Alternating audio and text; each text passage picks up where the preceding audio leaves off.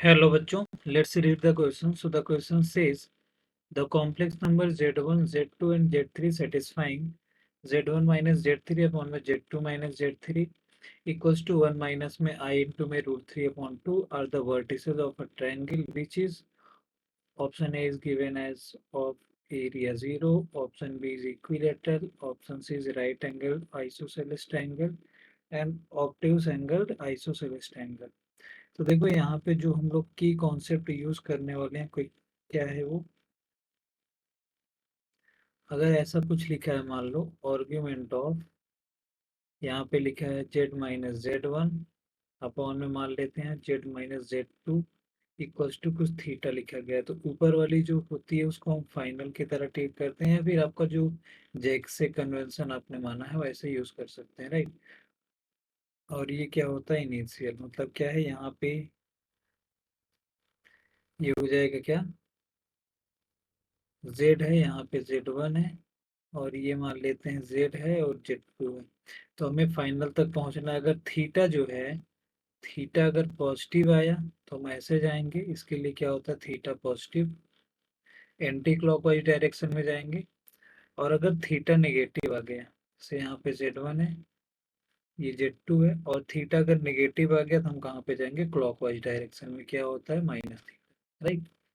और इसके अलावा हम लोग एक चीज और आप याद रखना, यहाँ पे ये चीज है कि अगर दो साइड से कोई ट्रायंगल है और उसकी दो साइड इक्वल हैं और उसमें क्या दिया गया है कि और जो इंक्लूडेड एंगल इक्वल है तो क्या हो जाएगा वो इक्विलैटरल ट्रायंगल हो जाएगा।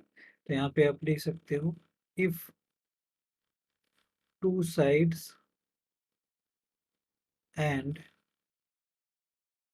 टू साइड्स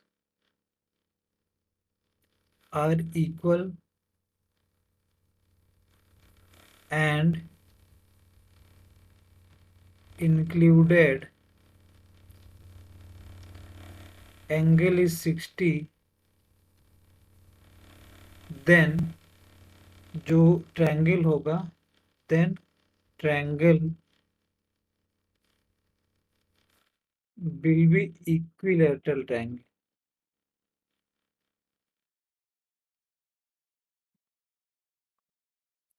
अब यहाँ पे इंक्लूडेड एंगल का क्या मतलब हुआ कि जैसे अगर मान लेते हैं हम ऐसा कोई ट्रायंगल है, राइट, और ये दोनों साइड्स इक्वल हैं, ए बी और ए सी इक्वल है मान लेते हैं, और यहाँ पे ये वाला जो एंगल होगा वो क्या होता है इंक्लूडेड एंगल। तो अगर ये 60 डिग्री दिया है, यहाँ पे अगर ए बी और ए सी इक्वल है और जो इनका इंक्लूडेड एंगल है एंगल बी ए सी, तो किसके इक्वल है 60 डिग्री, तो क्या हो जाएगा ये इक्विलैटरल ट्रायंगल हो जाएंगे। ये क्या रिप्रेजेंट करेगा इक्विलैटरल ट्रायंगल, राइट। तो जो हमें अपने पास दिया गया सॉल्यूशन देख लेते हैं अपन।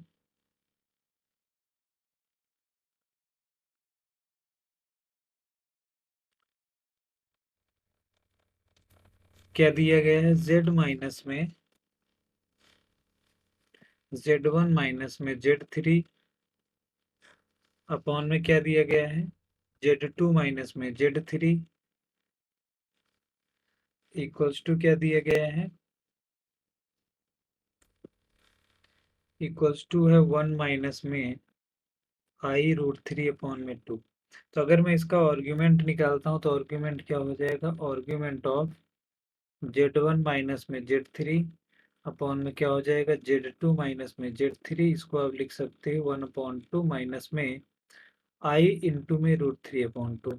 इसमें क्या है देखो x मतलब जो रियल पार्ट है वो पॉजिटिव है, इमेजिनरी पार्ट नेगेटिव है, तो फोर्थ क्वाड्रेंट का एंगल होगा। और फोर्थ क्वाड्रेंट का एंगल हम कैसे लिखते हैं माइनस में tan इनवर्स रियल पार्ट पहले इमेजिनरी पार्ट अपॉन में क्या लिखते हैं रियल पार्ट, जो कि कितना हो जाएगा माइनस में tan इनवर्स रूट 3 जो कि हो जाता है माइनस में 60, है ना।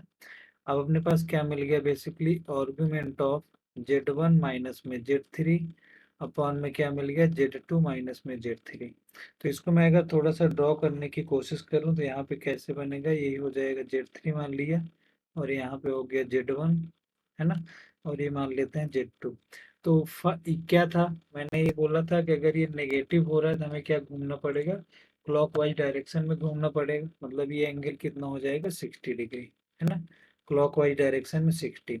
अब हमें देखना है कि अगर ये दोनों साइड्स भी अगर इक्वल हो जाती हैं तो क्या हो जाएगा अपना, वो इक्विलेटरल ट्रायंगल हो जाएगा। तो साइड्स के लिए हम क्या देखेंगे, क्या दिया गया अपने पास Z1 माइनस में Z3 अपॉन में क्या दिया गया Z2 माइनस में Z3 इक्वल्स टू क्या है 1/2 माइनस में I इंटू में √3/2। ये चीज है।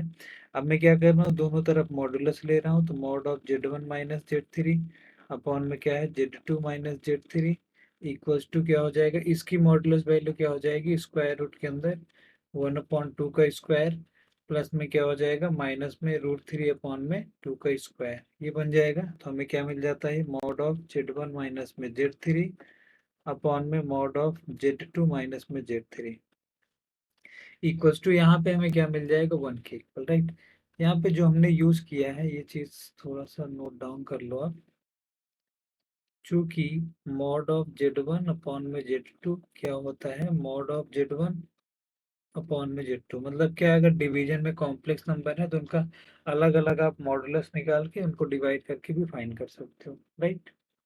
तो ये हो जाएगा, तो बेसिकली हमें क्या मिल रहा है, मॉड ऑफ Z1 माइनस में Z3 इक्वल्स टू क्या मिल रहा है, मॉड ऑफ Z2 माइनस में Z3। मतलब क्या हो रहा है, Z1 की Z3 से जितनी डिस्टेंस है ये वाली डिस्टेंस, वही की क्या है Z2 से Z3 की डिस्टेंस, मतलब ये और ये साइड इक्वल आ रही हैं।